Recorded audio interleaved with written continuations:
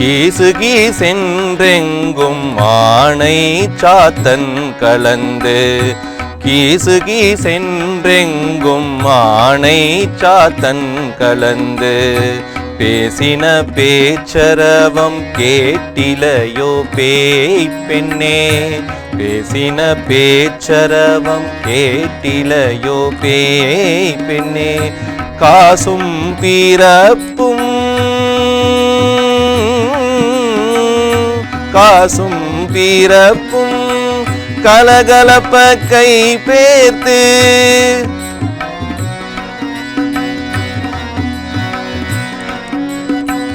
காசும் பிறப்பும் கலகலப்ப கை பேர்த்து வாசனருங்குழல் ஆய்ச்சியர் மத்தினால் வாசனருங்குழல் ஆய்ச்சியர் மத்தினால் ஓசைப்படுத்த தயிரரவம் கேட்டிலையோ ஓசைப்படுத்த தயிரரவம் கேட்டிலையோ நாயக பெண் பிள்ளாய் நாராயணன் மூர்த்தி நாயக பெண் பிள்ளாய் நாராயணன் மூர்த்தி கேசவனை பாடவும் நீ கேட்டே கிடத்தியோ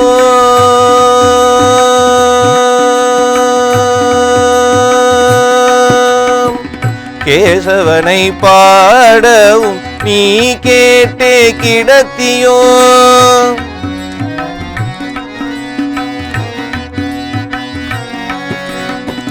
கேசவனை பாடவும் நீ கேட்டே கிடத்தியோ தேசமுடையாய் திரவேளோரெம்பாவாய்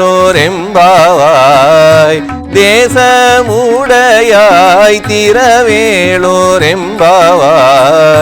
தேசமுடையாய் திரவேளோரெம்பாவாய் தேசமுடையாய் திரவேளோரெம்பாவாய்.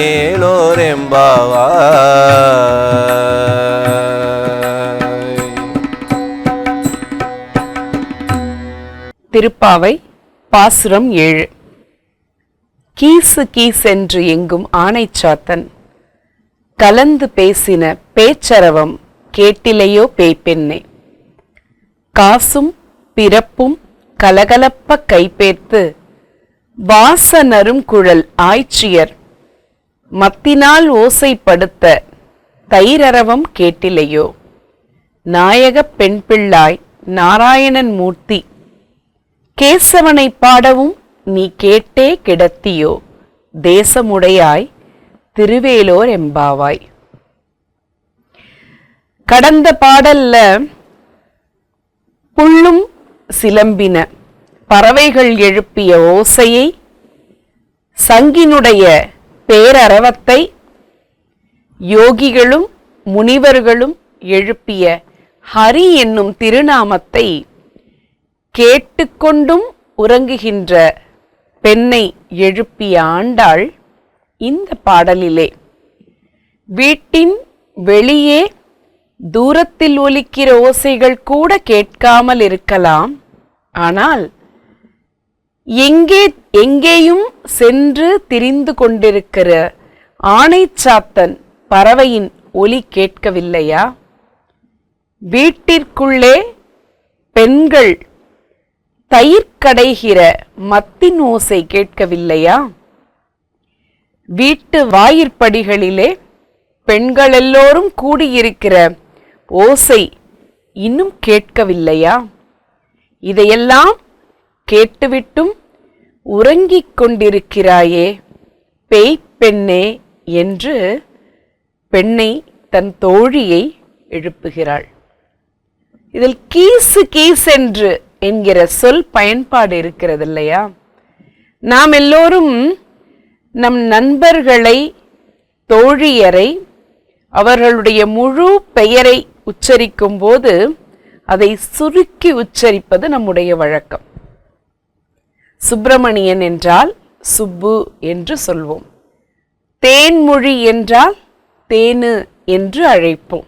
அப்படி ஆயர்பாடியில் உள்ள பறவைகள் எல்லாம் கிருஷ்ணா என்கிற பெயரை கிருஷ்ணா கிருஷ்ணா என்று கூவுவதற்கு பதிலாக கீசு கீசு என்று ஒலிக்கிறதாம்.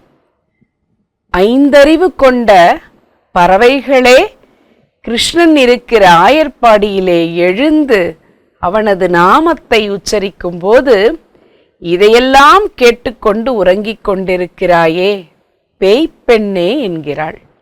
ஏன் பேய்ப்பெண்? பேய்கள் என்ன செய்யுமாம்? நம்முடைய கதைகளில் இரவு நேரத்திலே விழித்திருந்து விட்டு ஊராரையெல்லாம் அச்சுறுத்தி விட்டு காலை நேரத்திலே உறங்கிக் கொண்டிருக்குமாம்.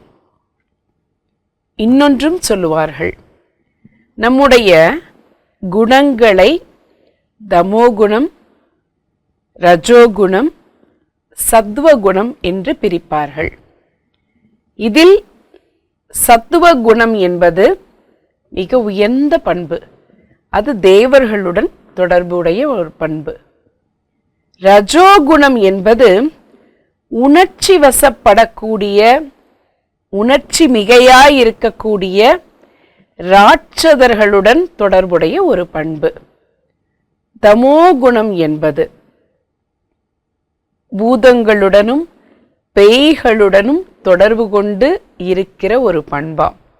இப்படியெல்லாம் கேலி பேசி அப்படி ஒரு குணத்தோடு உறங்கிக் கொண்டிருக்கிற பெண்ணாக தன்னுடைய தோழியை நினைத்து கொண்டு பேய்ப்பெண்ணே என்று விழிக்கிறாள். பகவானுக்கு ஏராளமான திருப்பெயர்கள் உள்ளன. அவனுக்கான நாமங்களிலெல்லாம் சிறந்த நாமம், உயர்ந்த நாமம் கேசவன் என்கிற நாமம். 4 கைகளிலும் 4 சக்கரங்களை கொண்டவன் கேசவன். இவனுடைய சிறப்பின் காரணமாகத்தான் வைணவர்கள் நெற்றியிலே திருமண் இடும்போது கூட கேசவா என்று கேசவனின், நாராயணின் பெயரை கேசவன் என்று கூறுகிறார்கள். கேசவன் என்பதற்கு அழகான கேசத்தை உடையவன் என்கிற பொருளும் உண்டு, கேசி என்ற அரக்கனை அழித்தவன் என்கிற பொருளும் உண்டு. ஏனென்றால் நாராயணனுக்கு அருளுகிற குணமும் உண்டு, பகையை அழிக்கிற குணமும் உண்டு. 14,000 அரக்கர்களை ராம அவதாரத்திலே ஒருவனாக நின்று போர் செய்து கொன்ற ராமனை அவனுடைய போர்க்களைப்பு தீரும் வகையில் சீதா பிராட்டி தழுவிக்கொள்கிறாள். அதை போன்று கேசி என்கிற அசுரனை கொன்ற கேசவன் என்ற சொல்லை உச்சரித்தவுடன், நாராயணனுடைய திருநாமத்தை உச்சரித்தவுடன் ஓடி வந்து அவனை தழுவ நீ வராமல் இப்படி அவன் பெயரை கேட்டும் கிடக்கிறாயே என்ற பொருள் வெளிப்படும்படியாக கேசவனை பாடவும் என்று கூறுகிறாள் ஆண்டாள் நாச்சியார்.